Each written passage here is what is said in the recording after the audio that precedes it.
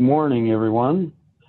My name is John Prather, and I'm the Director of Business Development for Bridge Digital, and I want to thank you for coming to attend our webinar this morning with Marquis Broadcast.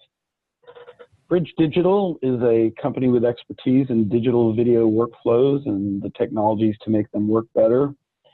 And we help creators and owners of digital content build an infrastructure to create, manage, distribute, and monetize their video assets effectively.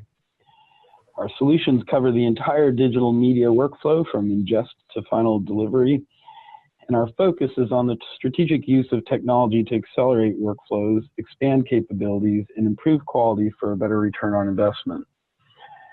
Marquis Broadcast has been a longtime partner of Bridge Digital, and we're happy to have them present what they announced at NAB this year. We'll cover some people news at Marquis. What Marquis announced at NAB, new products and new features updates, and then we'll take Q&A at the end. If you have any questions while we present the webinar, go ahead and just, in your window at the bottom, there is a button that says chat, and if you enter your question in there at the end, we will take all those questions and get some answers from them. So let me pass it over to Serena Harris, and thanks for coming. Good morning, everyone. Thank you for joining us. As John said, I'm Serena Harris. I'm the Sales Director in North America for Marquis Broadcast. Although I have a British accent, I am actually based in Vancouver in Canada. I joined Marquis just over 3 months ago, having come from Avid. So I've known Marquis for many years, as they have always been a key part of the Avid workflow and ecosystem for enabling people to manage and move their media. And I was very lucky to be able to join Marquis to run the business over here in North America. And one thing I would like to say is I was very pleasantly surprised, even though I have known Marquis for many years, about the breadth and depth of the people using our technology. So from small one-man band at home people creating content to huge global brands. So it's a pleasure to be working with Marquis and a pleasure to be working with Bridge Digital as well. One other change that we've had at Marquis over the last few months is Paul Glasgow, who some of you may know, has now become our Managing Director, as Chris Steele, who was Managing Director, retired last year in October. And Paul will be presenting the rest of this presentation and talking about some of the new things that we announced at NAB. Just before we pass over to Paul, just to talk about NAB a little bit. So for me, it was a very different type of show in terms of being able to actually be on the stand and talking to customers and meeting new customers. And we did see that there's sort of the overall registrations were down at NAB, but actually we were busy right until the bell went on the Thursday, and everyone I've spoken to who exhibited there were the same. So we actually had more contacts at NAB personally. It was up by 17.5%, as you can see, and 48% of those were new contacts, and that's not new contacts just for me, but that's for Marquis in general. So we had some very good meetings, and it was great to be able to get feedback from our customers in terms of the new technologies that we announced, which we will talk about in a few minutes. And then the last thing I just wanted to talk about is we're very focused on working with partners. So from a sales partner engagement, obviously we work with Bridge Digital, but we also have technology partners that we work with. And we made some announcements at NAB around especially cloud partners. We're seeing a lot of interest in cloud technologies at the moment. So we have announced a partnership with Quest, which is a European-based partner, if I'm right, Paul. We also became a member of the Wasabi Media Innovation Cloud Alliance, and Wasabi is quite an interesting cloud vendor coming to the market in a very different way from the traditional cloud vendors. And we're very proud to say that we were shortlisted for the IABM BAM Awards with our new platform Postflux for Premiere. And I'm going to hand over to Paul now because he's actually going to talk about that. Thank you. Yeah, thank you very much, Serena, and thank you for a great introduction. You'll be pleased to know that I'm not going to be going through all of our lineup, so we're just going to deal with the new things today. Absolutely, Postflux for Adobe Premiere was one of the highlights of the show, and we're going to go through photo in flight, nearline parking, some new features in Edit Bridge, and then a new feature for project parking if you have more than one system. So Postflux is in some ways the next generation of project parking, but for Adobe Premiere Pro. And the thing that we've been hearing quite a lot of is once people are using Premiere Pro on any scale, it gets difficult to keep a nicely predictable management around the projects themselves. So it's quite easily to move a project in media with missing media. If that's going into an archive, then you don't find out until you're restoring stuff from archive. If you want to version projects in media, it gets a bit of a hassle. So really what we wanted to do was streamline all of that process, make sure it's very reliable and work as you would normally expect, a larger type operation to be able to work. So it's got a bunch of different things built into it, and we'll go through the overall concept right now. So here we have Adobe Premiere, and what we're describing is disorganized media locations. And it's disorganized because with Adobe Premiere Pro, you can write media almost anywhere, and the project can link to it.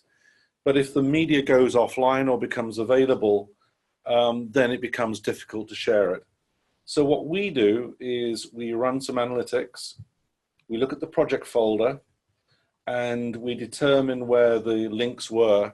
And what we'll do is notify an editor or a user if there is missing media in the project and where it was last seen. So as soon as we know that the project is whole and complete, then we can start, what we do is we take another step, and that's to create a fully portable project version. And there's a number of different ways we can do that. And we know it's portable because it contains the project file and also the media that's associated with that project file. So that's quite, that's quite nice now, because then we can do all the things that we'd want to do as part of a workflow. And what we've done is, if you know of our project parking applications, we've taken the entire storage connection library from project parking and put that into Postflux. And that means you can integrate this to pretty well everything, most flavors of cloud storage, all sorts of tier 2 storage, specialized storage. So you can start to build up some quite neat workflows. Another really useful concept that we have within Postflux is the ability to create what we call archives. Now, what I describe them as is production archives, because they can be associated with work in progress. And what we can do is we can create a new project file, a new version of the project file. We could do that automatically overnight as part of a backup. We could do that during the day. We could do that before sending the project to somebody else. And so that's quite a nice, easy way of protecting and versioning work in progress through the use of these version project folders. We also do something else which is called an archive set. And that's quite clever because we have the same set of media, but different versions of the projects. So this could be a pre-watershed version, this could be a post-watershed version, this could be a foreign language version. And it means that it's actually very, very economical in terms of how much storage is associated with each project. And when we recover or we read back projects and media from, for example, an archive set, we will only move the media which is associated with that particular project. And we will also cross-check on the local system to see if it has any of that media present and then we won't bring across some of the media from the archive set. So it becomes a very efficient way to use networks and storage. Here's an example where we've built up a little bit more complex workflow. In this example, we're talking about cloud, but equally it could be to storage in a data center using a VPN, that kind of thing. So what we're doing is we've got editors and production staff here writing an archive set to the cloud, and they are versioning that. They're working between each other, and each time they create a new version, it writes a project version here. And we've also got a post-flux administrator who's administrating where these editors can read from and write to. So we can also build structure around how storage is managed, where productions are being written to. And of course, we manage all the credentials for writing into cloud, as well as security. So now we have another set of editors, but in a different location. And given the same credentials by this guy, the post-flux administrator, they can also get access to this archive set and start to version and work on it. So post-flux is actually quite nice and scalable. We call it post-flux for Premiere because Premiere is the first plugin for it, or it's a production tool plugin. As we move forward, we will have other production tool plugins apply to it. So this is just the beginning, and you'll see that product grow. But there was a lot of interest at NAB. A lot of customers were very excited about it, so we were very excited too. Photon Flight is another interesting tool. Again, it was because of we developed it because of some customer demand. And really what we wanted to be able to do was extend workflows of our existing products, Workspace Sync, Workspace Backup, and Project Parking. So we could run those over some distance, and that could be for disaster recovery. We may want to share projects between different production centers, and we may want to version stuff, for example, with freelancers. So this is a way of enabling that. So if you have, as you know, if you have a Nexus client next to a Nexus, it works just fine. If this distance starts to get longer, and typically over 5 microseconds, it starts to get a little bit unreliable.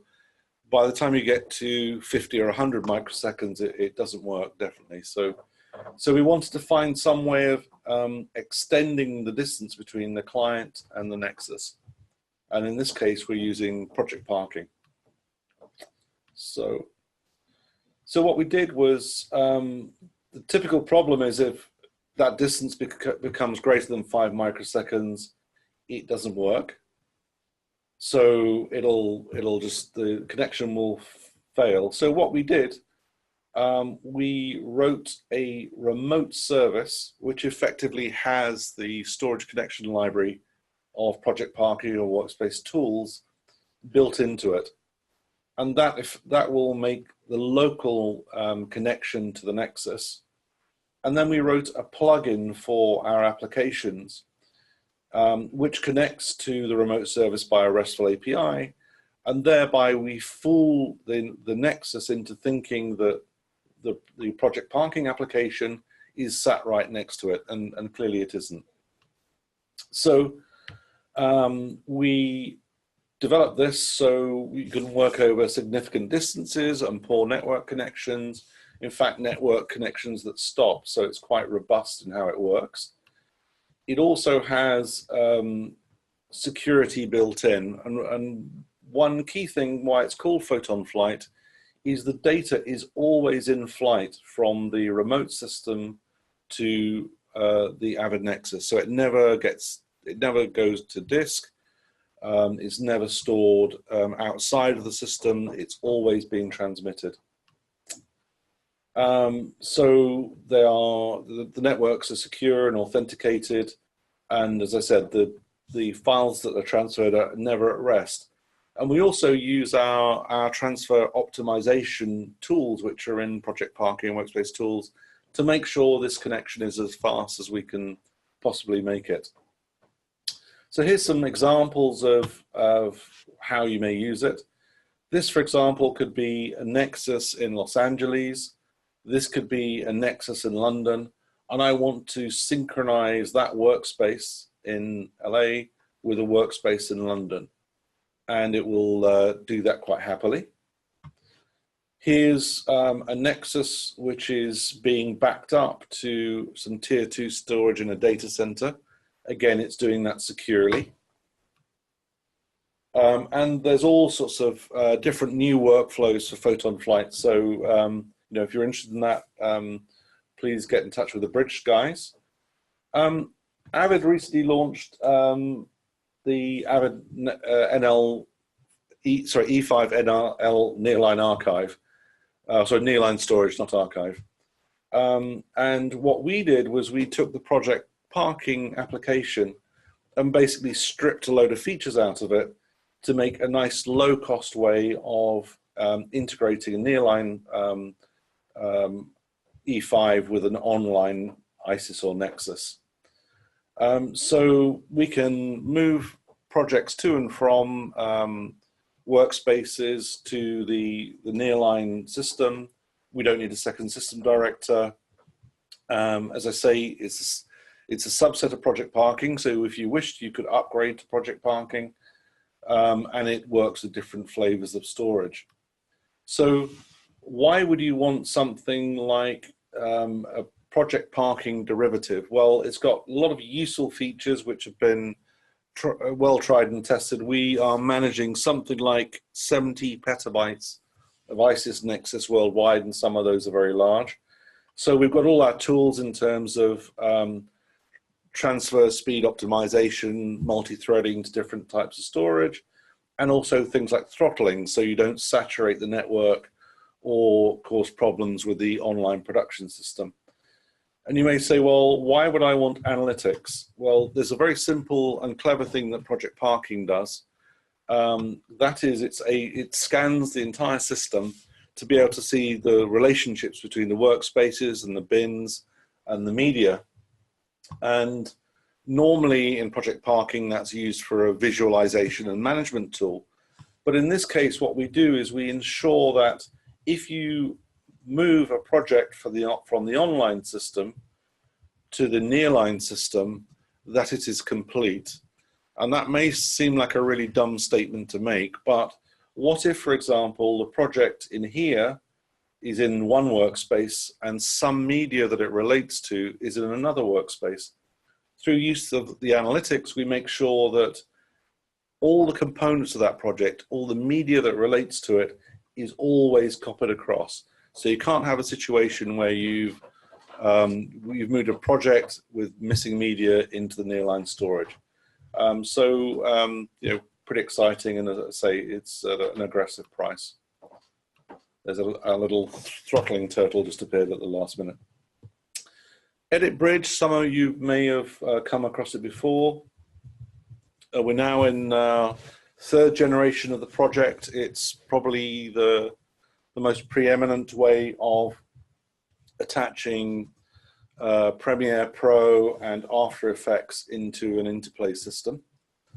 In this case, we can see a browse window, which is within Adobe Premiere, where we are effectively what we call editing in place. So we're editing from a Premiere Pro workstation directly on the ISIS or Nexus.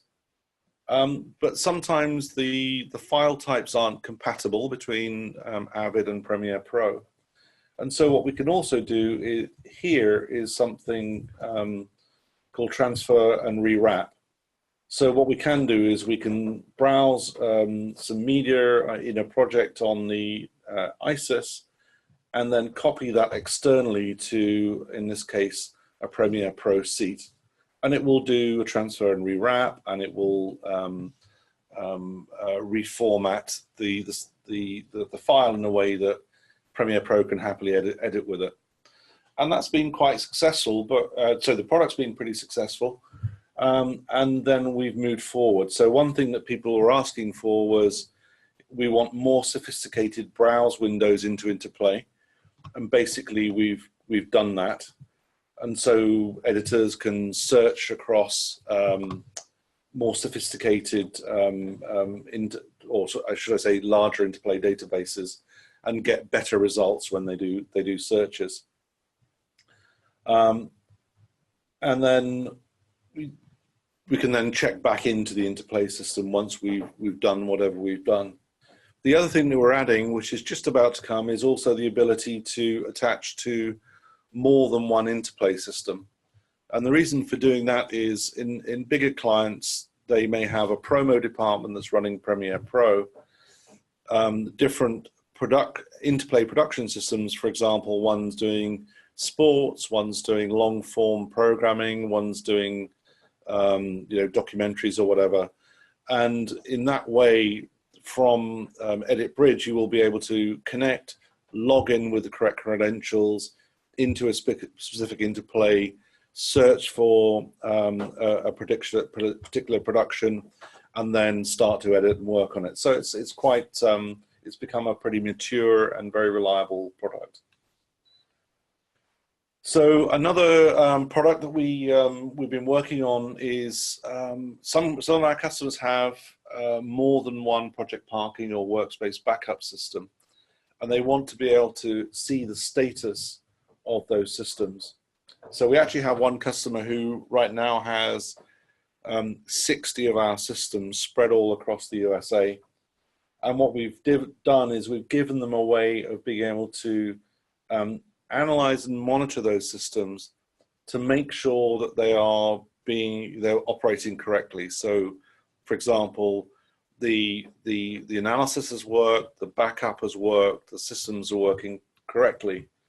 And so we can also provide a visualization of those results. So it's a single dashboard to be able to watch multiple systems and that they are successfully operating. Our social media, if you want to follow us, please do. We're always happy to have more and more people interested in what we're up to and what we're doing.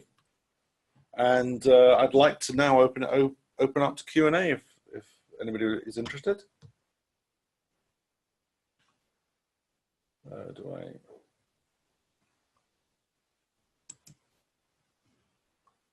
Wolf has a link for us. Hello? Hello? I've just unmuted everybody.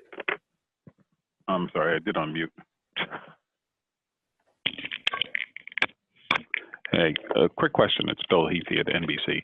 Is this going to be, you said you're going to record this, is this going to be available as a link? Yes. I think the whole session's been recorded. Terrific. I need to share it with somebody who's traveling today, and I'd like them to see this. It was a great presentation. Oh, thank you very much. Any other difficult questions? Any easy ones? Very good.